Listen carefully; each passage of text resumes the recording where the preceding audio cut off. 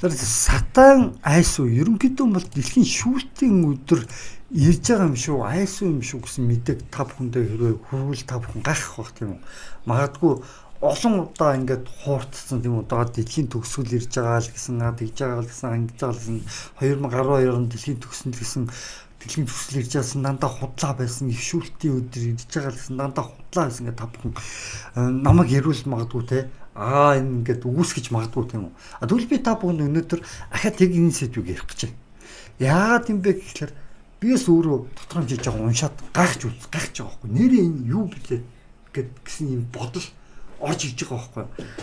Тэгэхээр энэ зурган дээрс би ерөнхийдөө харж байгаа та бүхэнд одоо тайлбарлана. Энэ зураг юуг илэрхийлж байгаа юм бэ гэхээр дэлхийн шүүлтийн өдөр ирэхээс өмнөхөн болох сатаны уруу таталтыг та бүхэнд харуулж байгаа. Сатан өөртөө хамт үхээсээ өмнө яах вэ гэхээр маш олон хүмүүсийг уруу татаад тийм өөртөө хамт тамуур авч явна гэдгийг харуулсан тэр зураг байгаа. Тэгэхээр энэ зургаас би та бүхэндээ харуулж байгаа тайлбарлана. Тэгэхээр би яагаад энэ зургийг ер нь яагаад би Христийн шашны их шүүлтийн өдрийн тухай ер нь ярихаар болж байгаа юм гэхээр та бүхэн мэдж байгаа юм уу? Орос Украины дайн тийм үү? Оросыг павгаар төлөөлж болно тийм үү?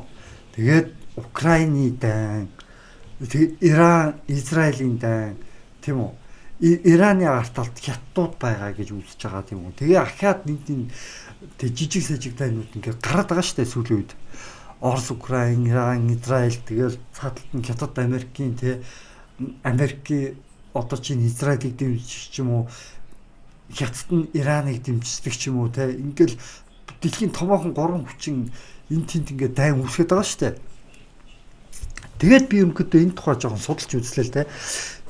Тэгээд өнөөдөр би юу ярих гэж болохоор дэлхийн шүүлтийн өдөр өнөөдөр айсуу энэ зургийг өнөөдөр би та бүхэнд тайлбарлана. Энэ бол Илчлэлт номын 13 дугаар бүлэг байгаа. Христийн Библийн тэрнээс сэтлэгдсэн зураг бөгөөд энийг би одоо та бүхэнд тайлбарлаж ярих нэ. За тэр өнөөдөр 2025 он 8 сарын 12 болж байна. За 2025 он 8 сарын 12 тэгээд өдөр энэ тухай та бүхэндээ би ярих нэ. Тэр хамгийн түрүүнд та бүхэн энэ зургийг хэрэг харах юм бол энэ лууг та бүхэн харж байгаа бах тийм үү? Луу ерөнхийдөө юу бэлэгдэв юм бэ гэхээр Христийн шашинд өвчлэн сатаныг бэлэгдэв. Анхлан могооноос үүсэлтэй гэж үздэг бод могоо хүчрхэг болохоор луу болдог гэж үздэг. Сатаныг ерөнхийдөө илэрхийлж байгаа гэдгийг хэлчих болно. За тэгэхээр энэ лууны түүхийг хэлээд ирээ л да. Энэ луу тэнгэрт байсан. Тэнгэр элчүүдийн хамгийн хүчрхэг нь байжсан. Тэгээд Бурхны эсрэг тэрсэлтэд дайд тэнгэрээс ялагцсан тийм үү. Тэгээд тэнгэрээс ялагдаад дэлхий дээр буусан. Ингээд дэлхий дээр буунгуудаа дэлхий дээр өөрийн үйл ажиллагаагаа Бурхныг ирэхээс өмнө явуулж байгаамаа. Энэ сатанд нэг хэсгэн хугацаа байгаа бөгөөд Бурхныг гэртэл тийм үү. Хэсгэн хугацаа байгаа бөгөөд энэ хэсгэн хугацааны дотор яах вэ гэхээр өөртөөгөө хамт маш олон хүмүүсийг там руу авч явахын тулд маш олон хуурын мэхлэл, маш олон муу мухай зүйлсүүдийг хийнэ гэж үздэг. За тэгэхээр энэ аратан луу дэлхий дээр бууж байна. Тэгэхээр би одоо юу гэж ярих вэ? Өнөөгийн улс төр нийгэмтэй жоохон холбож ярина заяа. Энийг холбож ярих гэж үзсэн. За тэгэхээр лууны тухай жоохон улс төрийн үүднээс нь ярих гад үзэл та тийм үү. Тэгэх юм бол лууг ерөнхийдөө манай монголчууд яаж үтдүүлсэн бэ гэхээр Булуй драгоныг ерөнхийдөө манай монголчууд дээрээс шүтдэг байсан. Монголчууд хамгийн хүчрэг байх үедээ ерөнхийдөө эзэн хаадууд нь цэнхэр лууны хувцс өмсдөг байсан цэнхэр луутай. Ер нь бол хөх тэнгэр шүтлэгтэй ердөөсөө цэнхэр луу бол бүр маш холбоо хамааралтай гэх тийм үү. Лууг тэгэхээр би бас ахиусан тэнгэрүүдийн нэг нь болов гэж би одоо бодож байгаа байхгүй. Бас ахиусан тэнгэрүүд нэг нь. Гэхдээ урваагүй шудраг ахиусан тэнгэрүүдийн нэг нь байх магадaltaй гэж би одоо бодож байгаа. Тэг би юу гэж хэлэх гээд байгаа юм гэхээр Булуй драгоны тухай бол Библиэлд бол нэг бичигдэг байна. Харин Red Dragon-ы тухай Библиэд бичигдсэн байна. Red Dragon. Тэр Red Dragon гэд яг ингээд хайхтар хөвчлэн яг юутай холбоотой байт юм бэ гэхээр хятадтай холбоотой болж хүрдэг. Хятадтай холбоотой болж хүрдэг. Зүгээр Red Dragon гэж хайх юм бол дандаа хятад гарч ирнэ. Нүгтэй хөвчлэн. Солонгос улс, Япон улс бас Dragon талтай Korea Dragon гэд бас байгаа л да. Тийм үү? Korea Dragon. Тэгвэл Korea Dragon-чууд яг яад юм бэ гэхлээр тийм үү? Одоо жоох миний бодлоор хамлаан Dragon гэсэн. Одоо юу гэдэг юм бэ тийм. Аль нэг улсад дандаа орчсон. Монгол улс хэрвээ те Сингэр Dragon, Монгол улсын Сингэр Dragon хүчрэх болоод тэгвэл монголчуудаа шууд бид нар буугаад өчөө бид те нэг байлдахгүй танарт угаасаа хүчрэх улстай бид нар байлтад дийлэхгүй бид нар зөв тавьсан болсон чинь хүлээгээд авчаа гээл зөв хүлээгээд авчдаг. Тэгэл зөв Blue Dragon-ы нэг сүүл ч юм уу нэг тийм хүн болоод хувирчдаг гэсэн үг юм гэдэг. Тэгвэл одоо Япончууд хүчрэх болоод юм за бас ахаал те Black Dragon болоод хувирчих шүү дээ. Солонгосчууд. Ерөнхийдөө бол Япончуудын Dragon-ыг бол ерөнхийдөө хар Dragon гэдэг ойлгочих болно. Хар Dragon. Япончууд хүчрэх болох нь бол хар л болтгоо гэдэг ойлгочих болно заа. Япончууд ерөнхийдөө хар Dragon болоод орчдөг. Харин хятадууд улаан Dragon болчдөг гэдэг ойлгочих бол хүчрэх болохоор. Ерөнхийдөө Dragon луу гэдэг бол ерөнхийдөө хүчний бэлэг тэмдэг та бүхэн ингээд ойлгож байгаа тийм үү? Луу гэдэг бол ерөнхийдөө хүчний бэлэг тэмдэг. Тэгэхээр би удаа юу гэж бодож байгаа юм бэ? Ерөнхийдөө яг улсаар нь ярих юм бол хятадтай нэгэн төсөөтэй санагдаад байгаа байхгүй юу? Тэгэд бусад би ганц хэлээгүй өөр тайлбарлагч гэсэн бүгд л яг ингэж ярьж байгаа. Хятадтай нэгэн төстэй юм даа л гэсэн бодол нь орж ирнэ. Хинд ч байсан. Тэгэд би ерөнхийдөө бүр дээр үед тийм үү? Одоо энэ Чита хэмээх тоглоом би энэ улс төр судлаач гэдэг пэйж уулсан дээр би 7 сарын өмнө постж ажил те. Энэ дээр би юу гэж постж байгаа юм бэ? Энэ дээр би энэ шүний Лас-Вегас хотыг би Чита хэмээх тоглоомоор харуулж байгаа. Энэ Чита тоглоом бүр айл 2024 онд гарсан тоглоом заа. Энэ дээр чинь Power Dragon гэдэг. Энэ одоо үлгэрийн Power Dragon гэдэг хятадын казиноор орж байгаа. Өөрөөр хэлбэл Америкийн нэгдсэн улсад казино бүр өчнөө олон жилийн өмнө хятадууд өөрснийхөө мапыг байгуулсан бүр казиногоо байгуулсан баг. Тэгээд тоглоом дээр хүртэл хятадын одоо мапын казиногийн байгуулсан дээр мапын бүлэглээс даалгавар аваа явж байгаа байхгүй. Тоглоомны хар залуу.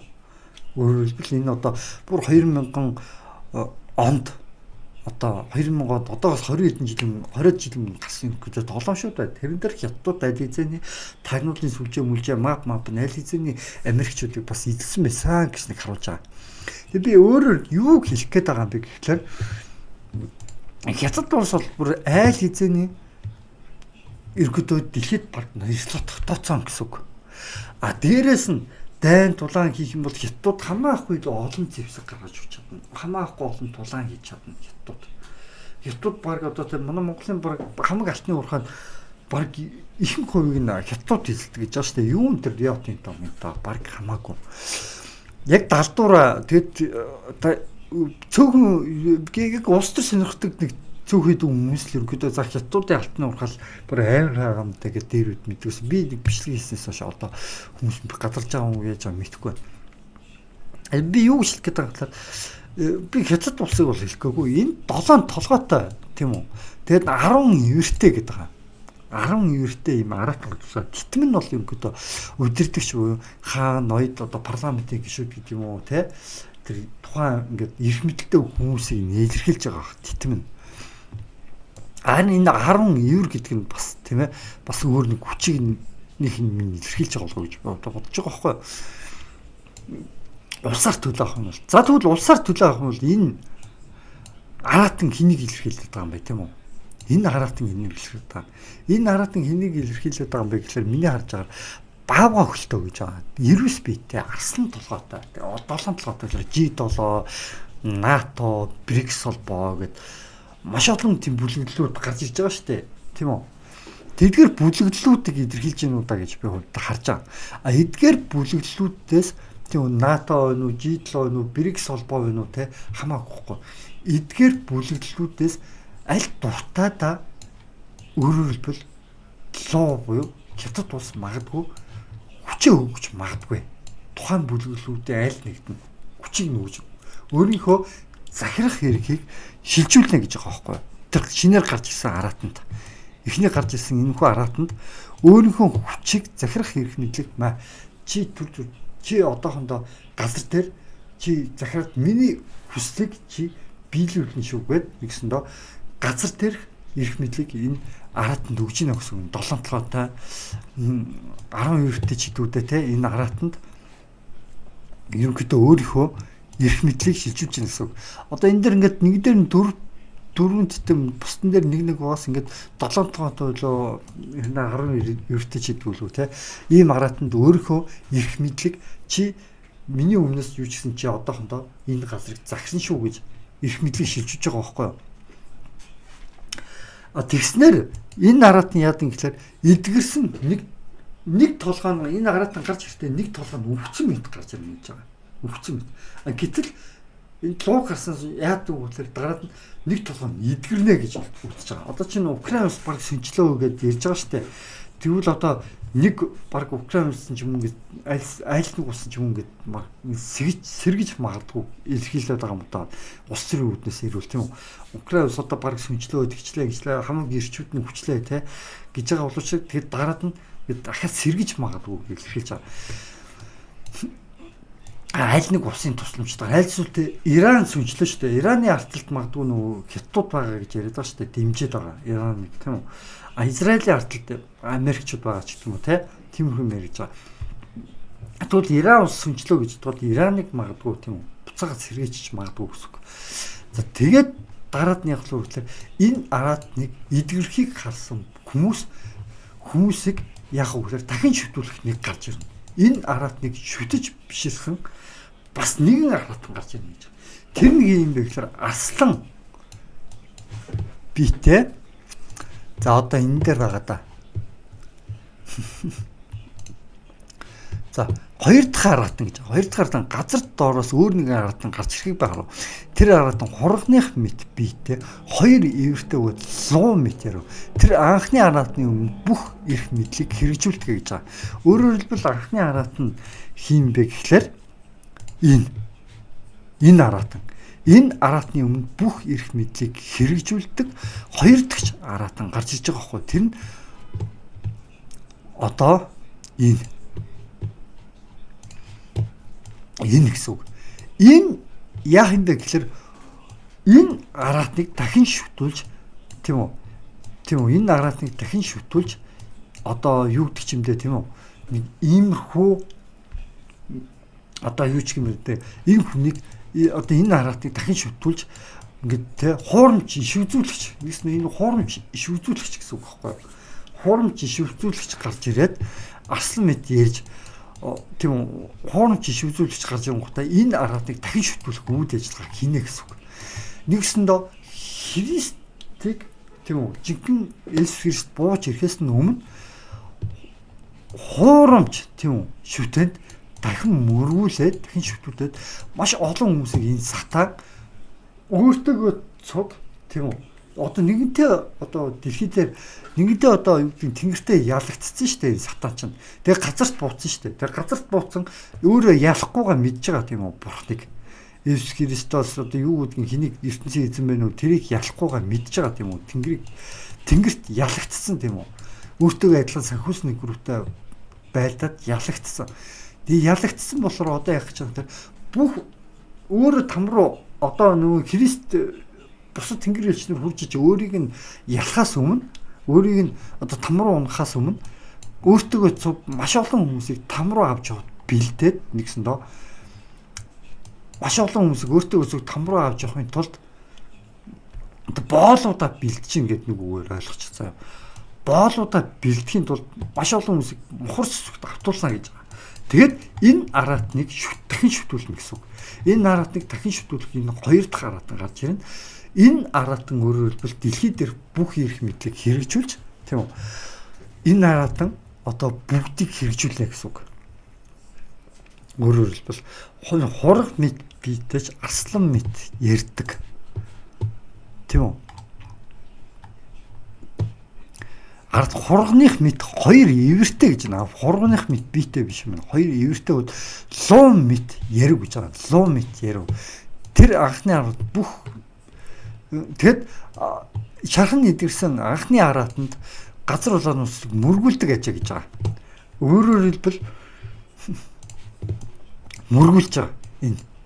Тэгэд манай ерөнхийдөө нэг шинжилгээ ухаан тийм үү нэг юун дээр нэг юм гараад байгаа шүү. Одоо ингээд биендээ чип суулгаж байгаа, вакцин шахуулж байгаа, тэгчгээ ингэчгээ те. Одоо баг тархиндаа баг те чип суулгаад те. Одоо гарандаа ч юм уу нэг чип суулгаад баг тэр чипээр бүх юм уншуулна. Мөнгө, банк, санхүү тийм үү. Аль гар утас техник технологи баг бүгдийг өдөрдөөж явуулдаг тийм чип хийнэ гэж яригдаад байгаа тийм үү. Тийм шинжилгээ ухаан яг ингээд бод амьдрал дээр яг шинжилгээ ухааны үүднээс нь нэрвлээ. Гэхдээ энэ дээр юу гэж ярьж байгаа гэхээр сатаад эзлэгдсэн хүмүүс яг уу гэхлээр духан дээр нэг тэмдэгтэй байна. Баруун гарн дээр бас нэг тэмдэгтэй байна гэж яриад байгаа. Тэмдэгтэй.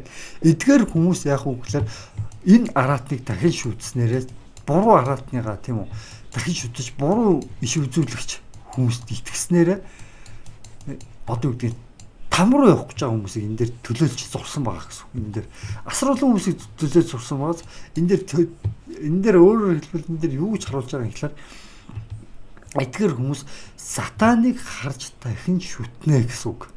Сатаныг чөтгөрийн үйл хэрэг буруу мунхаг шашинд авцснаас үүдээд эдгээр хүмүүс яах вэ гэхээр там руу унах үйл ажиллагаа эдгээр хүмүүс хийнэ гэсэн. Гэтэ эдгээр хүмүүс яг мэдхгүй хийж байгаа юу л үгүй. Эдгээр хүмүүс мэдж байгаа. Эдгээр хүмүүс өөрснөө Бурхны ариун хоргоодыг ариун хүмүүсийг ерөнхийдөө алхахад нь гар бие оролцож байгаа хүмүүсээс баг ялгаагүй гэсэн. Яг тэгвэл ихэнх хүмүүс нь яаж байгаа гэхээр муу үйлдэлийг харсан боловч хараагүй мэт байх нь муу үйлдэл хийж байгаадаа баг ижилтгэн ял хүлээнэ гэдэг баг бичигдсэн байдаг юм шиг. Бэлээ Христийн Библиэлд тийм тиймэрхүү сургуулиуд дээр би хальт уншиж ирсэн санагдаж байна. Тэгэхээр эдгээр хүмүүс өөрснөө тийм үү муу үйлдэлийг харж байгаа хэрнээ хараагүй мэт байсан дээрээс нь зөвхөн хүчийг дахин шүтсэн гэсэн үг. Шудраг явсаг биш. Ёс суртахууныг биш. Эдгээр хүмүүс зөвхөн дахин эдгэрсэн тийм үү. Тэр хүчийг л дахин шүтэж байгаа хүмүүс. Түүнээс эдгээр хүмүүс сайн үйл ёс суртахууныг эдгээр хүмүүс дахин шүтээгүй гэсэн үг. Ёс суртахуун хүн чанар түүнийг дахин шүтээгүй. Харин бурхныг доромжилж байгаа хүмүүсийг дахин шүтэж байгаа гэсэн үг. Өөрөөр хэлбэл бурхныг энэ араатанд доромжилдаг гэсэн үг. Бурхныг доромжилдаг, сайн хүмүүсүүдийг доромжилдаг тийм үү хүчийг дахин шүтэж байгаа гэсэн үг. Энэ араатны хүчийг дахин шүтэж та нар энэ араатандаа тулдаж чадахгүй. Тэгээд яаж байгаа юм гэхээр энэ араатандаа тулдсан маш олон ариун хүмүүс үхнэ гэдгийг илэрхийлж байгаа. Ариун шудраг хүмүүс үхнэ. Шудргаар байлдаад үхнэ. Тэгээд эцэст нь яаж байгаа юм гэхээр маш олон ариун хүмүүс үхэн. Ариун бус хүмүүс нь ерөнхийдөө чөтгөрийг дагсан хүмүүс нэг хэсэг хугацаанд нэг ингээд сайхан мэд боловч ингээд амьдарч байгаа. Гэхдээ дараад нь яг үгээр бурхны шүүлт ирнэ. Бурхны шүүлт ирнэ. Яг одоо бол яг ямар үе ирчээд байгаа юм гэхээр нөгөө одоо шашныг ингээд одоо юу гэдэг нь ус төртэй холбож ярьж штэ христийн шашны тийм үү цөвөн цаг үе гэж ярьдаг. Одоо буддын шашныхны талаар юу гэж ядвал цөвөн цаг гэж нэрлэдэг л те. Энэ цөвөн цаг үе одоо ирчээд байгаа юм шиг санагдаж байгаа байхгүй юу? Ирж байгаа юм шиг. Тэгээд тун удахгүй хүмүүс яах вэ гэхээр энэ дээр юу болох вэ гэхээр баруун гарн дээр тэмдэгтэй болох юм байна. Баруун гарн дээр тэмдэгтэй болоогүй энийг эсрүүц хүмүүс тулдах юм байна, зарим нь үхэх юм байна. Баруун гар духан дээр тэгээд энэ сатаныг дагсан хүмүүс нь баруун гар духан дээр тэмдэгтэй болж жоохон одоо юу гэдгийг тийм ээ нэг хэсэг хугацаанд нэг сайхан амьдрах гэхдээ эцэст нь яг үгээр там руу явна гэсэн үг. Тэрийг илэрхийлж байгаа. Яагаад гэх юм бол Бурхны ариун хургийг дагаагүй гэсэн үг. Энэ зураг юм гэдэг үүнийг илэрхийлж байгаа. Тэгээ би бас энэ зургийн тухай бас одоо тайлбар бас хийгээд оруулнаа. Тийм оруулж байгаа. Тэгээд та бүхэн бас оруулах болохоор бас тийм хүлээж байгаараа гэж би одоо хүсье. За тэгээд оруулж байгаа болохоор за тэгээ өнөөдөр 2025 оны 8 дугаар сарын 12 болж байна. За тэгээд өнөөдөр би энэ зургийн тухай тодорхой хэмжиж байгаа тайлбар хийлээ. Тэгэхээр ерөнхийдөө өнөөдөр бол өнөөгийн яг энэ цаг үед бол шүүлтийн өдөр бол ирэх гэж байгаа. Гэхдээ ирэхээс өмнө юу болох вэ гэхээр муухай юмд хүмүүсийг автуулах нэ. Хорог мэд хоёр ивэртэй сатаны чөтгөрүүд ерөнхийдөө маш олон чөтгөрүүд дотор бас маш олон төрлийн тийм чөтгөрүүд байгаад байгаа юм билээ л дээ. Тэгээд өнөөдөр энэ түргээд бичлэгийг өндөрлөө. Тэгээд яг улс төрийн үүднээс нь жоохон тайлбарлах гэж орлоо. Гэтэ би хятад улсыг тэр чигээр сатан хийхгүй шүү. Гол нь юм бэ гэхээр хятад улсын тэр цааталтаа ингээд хятад улсын цааталт байгаач биш дээ. Ер нь ингээд нэг ийм нэг далд хүчин байгаад байгаа байхгүй сатаны. Зүгээр далд хүчин байгаад байгаа. Тэгээд тэр нь одоо ингээд талд ингээд дайн дэгдээгээд байгаа байхгүй. Ерөнхийдөө бол одоо юу гэдгийг дайн дэгдээж хагаад тэгээд сүүлд нь хүмүүсийг өөрөө удирдлагандаа оруулах гэдэг нь шүү дээ. Боолчлох гэдэг нь шүү дээ. Тэгээд тиймэрхүү юмыг л харуулсан ерөнхийдөө зураг байна л гэж ерөнхийдөө тайлбарлах гэж орлоо. За энэ үрээд нь бичлэг өндөрлөө.